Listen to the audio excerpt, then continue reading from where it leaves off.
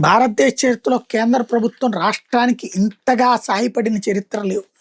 ఒకటి ఒక పోలవరం ప్రాజెక్ట్‌ని జాతీయ ప్రాజెక్ట్‌గా గుర్తించిన కేంద్రం, చివరి ప్రతి పైసా కూడా వాళ్ళే ఇస్తామనుకొచ్చారు.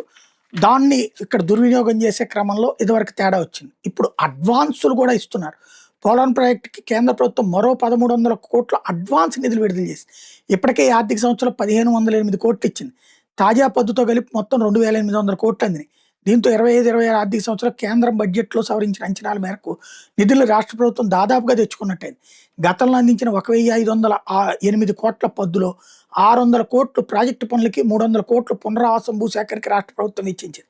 కేంద్రం ఇచ్చిన అడ్వాన్స్‌లో 70% ఖర్చు చేస్తేనే తదుపరి అడ్వాన్స్ నిధులు దక్కుతాయి.